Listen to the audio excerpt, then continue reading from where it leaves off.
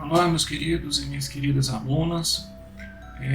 A Revolução Industrial ela proporcionou à humanidade a capacidade de alteração do meio natural ou do meio em que as pessoas viviam de uma forma que até então não era possível. Então, a presença das máquinas, além da transformação do produto em larga escala e em grande intensidade, ela também proporcionou a capacidade de alterar o meio e de alterar esses materiais de uma forma muito intensa, que a força e a capacidade humana não conseguiam até então. Bom, além das condições socioeconômicas, o aumento da desigualdade e problemas sociais graves que a gente sabe que existe, houve a questão da produção, né, de dejetos, de situações de consumismo e produção de poluentes, né, dessa indústria, como o dióxido de carbono, o ozônio e muitas outras situações que a gente observa na natureza, com contaminação de superfícies aquosas, solos, alteração de clima, né, porque todos esses gases que são produzidos alteram o clima, modificação de meio ambientes, extinção de espécies, porque os ambientes dessas espécies foram alterados, então sofreram grandes impactos de forma a não conseguir mais sobreviver. Isso tanto em ambientes terrestres como em ambientes aquosos, que existe hoje uma grande crise nos oceanos com perda de espécies, né? Então tudo isso vai levar a nossa discussão das atividades de hoje, e a ação da ONU tem sido muito importante em propor esse diálogo, embora ações concretas, reais, tenham caminhado muito devagar, porque os principais produtores de poluição são os que mais se enriquecem, né, dentro da nossa sociedade, que é baseada no capitalismo. Então é difícil dialogar falando com os que mais poluem, sendo que eles vão ter que alterar a forma de ganhar seus recursos financeiros e muitas vezes isso significa deixar de ganhá-los. Então esse é o desafio das conferências sobre clima e poluição. Vamos lá então.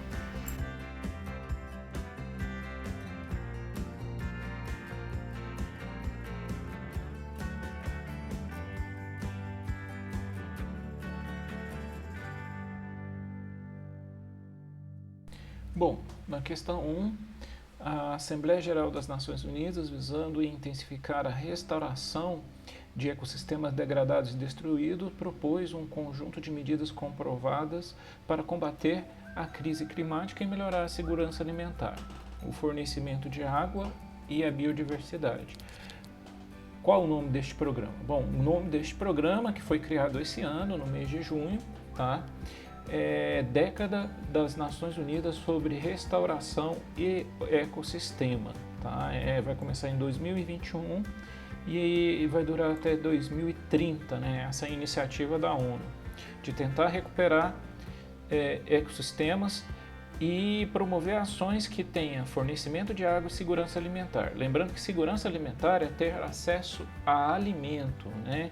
A necessidade básica de alimentação. Tá? É isso.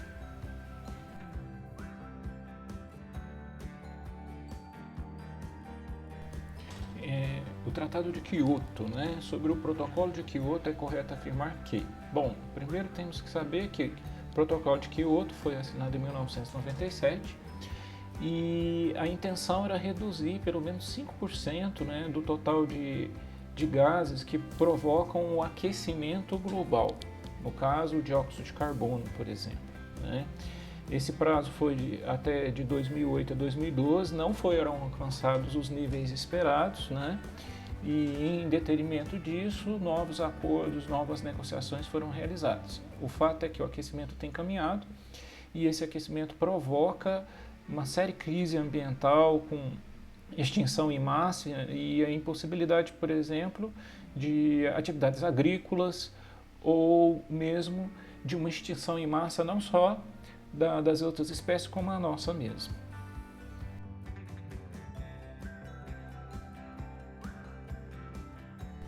Na questão 3, após a assinatura do Protocolo de Kyoto, em 1997, estabeleceu-se a criação de um mercado mundial de créditos de carbono, relacionado a necessidade de redução de emissões de gases de efeito estufa.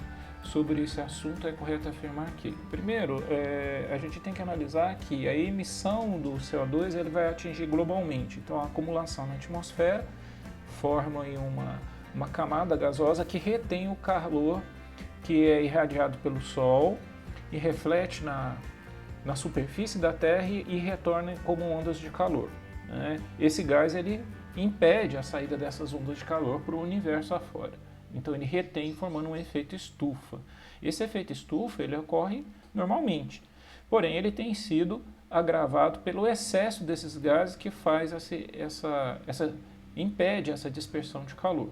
Então a comercialização de crédito de carbono é o seguinte: é um país que é desenvolvido, que faz uma emissão de gases em alta quantidade, então ele tem a opção de não parar de poluir e comprar em determinadas áreas o potencial, por exemplo, de você plantar árvores em outro local. Só que, embora você plantando árvores num determinado local, você vai ter absorção de CO2, você ainda continua produzindo o CO2 da atmosfera pelas atividades industriais.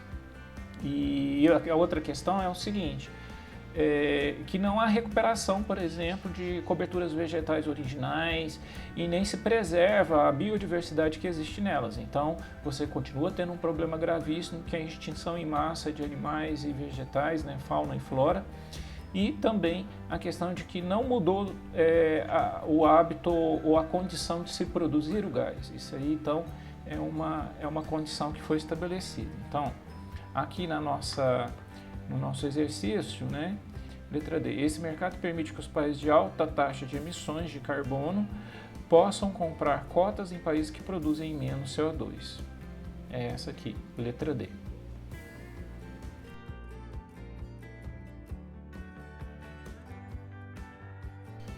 Na questão 4, em relação ao Acordo de Paris, assinale V para as proposições verdadeiras e F para as proposições falsas. Então, a primeira: apesar da situação de conflito em que se encontra a Síria, o país aderiu ao Acordo de Paris com o objetivo de reduzir a emissão de gases de efeito estufa e atmosfera. Isso é falso, né? Questão ambiental no meio de uma guerra passa a ser secundário. Bom senso. A outra questão: os Estados Unidos assinaram o Acordo de Paris na gestão do ex-presidente Barack Obama, mas na gestão do seu sucessor, Donald Trump, o país foi retirado do acordo. Sim, o Donald Trump pediu a saída dos Estados Unidos.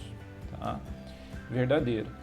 A Nicarágua foi um dos primeiros países a assinarem o Acordo de Paris por ser um dos mais atingidos por catástrofes naturais. Não, isso não é verdade, né? É falso. O principal objetivo do Acordo de Paris é conter o aquecimento global, reduzindo a emissão de gases do efeito estufa. Verdadeiro.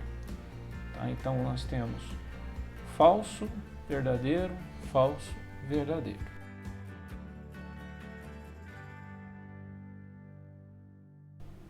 Questão 5. Poucos meses após assumir a presidência nos Estados Unidos da América, Donald Trump anunciou a retirada do país do Acordo de Paris. Aí temos uma charge, né? O Trump anuncia sair dos Estados Unidos, ele sentado todo lá, numa cadeira à vontade e a terra se sufocando, né? De tanto calor. Com base na ilustração, em seus conhecimentos sobre o assunto, quais foram os motivos estadunidenses de sua retirada do Acordo de Paris? Bom, a primeira questão dos Estados Unidos é que ele está numa crise econômica já faz bastante tempo. Tá? Ele tem financiado desde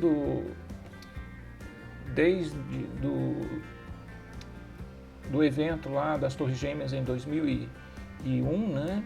Ele tem gastado uma fábula de recursos econômicos em guerras no Afeganistão, no Iraque, né? Então isso tem saído muito caro. Inclusive ele acabou de sair do Afeganistão e em 20 anos de ocupação a conta fechou em coisa de 2 trilhões de dólares. Então eles passam uma crise econômica sem precedentes. Existe desemprego, a indústria americana ela está retroagindo. Uma boa parte dessa indústria ela foi para o leste asiático ou para a China mesmo, porque lá os salários são bem mais baratos, né? Agora com a globalização, então fica muito fácil você distribuir unidades produtivas para atender o mercado internacional. Então ele tem feito de tudo para retomar a economia, né, dos Estados Unidos, produzindo emprego e renda. E para isso ele entendia que reduzir emissão de gases é reduzir economia e reduzir produção. Tá? Então essa foi as principais razões dele saírem, porque era um discurso da eleição dele que ele retomaria o crescimento econômico dos Estados Unidos. Então ele sai do acordo justamente porque ele teria que fazer alterações nesse modelo econômico, né, que produz muita emissão de poluentes. É isso aí.